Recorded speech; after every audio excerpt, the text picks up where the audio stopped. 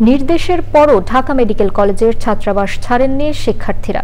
24 ঘন্টার মধ্যে স্বাস্থ্য উপদেষ্টা ও প্রতিনিধিরা ছাত্রাবাস পরিদর্শনে না গেলে কঠোর আন্দোলনের ঘোষণা দিয়েছেন তারা।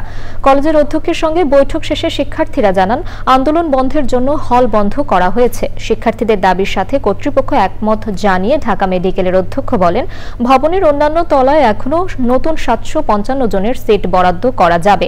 শিক্ষার্থীরা সংকট আর সমাধানের পথ বুঝেছে, তবে তারা আজই সমাধান চায়, যা বাস্তবতা বিবর্জিত বলে মন্তব্য করেন তিনি।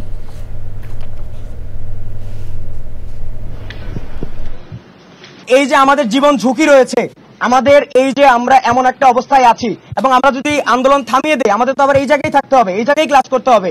এই ছাত্র যদি আবার ধসে পড়ে, তার মানে কি আমাদের নিজেদের ঝুঁকি আছে। তিনি যদি স্বাস্থ্যের অভিভাবক হয়ে চান যে তার সন্তানেরা এবং তার মেডিকেল স্টুডেন্টরা এই ঝুঁকি নিয়ে থাকবে, এর দায়ভার তিনি নেবেন। আমরা তাদের দাবির সাথে একমত। আমরা চাই তারা একাডেমিক কাউন্সিল একটা সর্বোচ্চ বডি, তাদের সিদ্ধান্তে তারা আমাদেরকে সহযোগিতা করবে, করে আমরা দ্রুত একাডেমিক কার্যক্রমে ফিরে আসবো এই আশা করছি। বান্ডেল থাকলে প্রতি সেনমানিতে টাকা বাঁচবে। বিকাশ সেনমানি বান্ডেল কিনে জিতুন প্রতি লেনদেনে।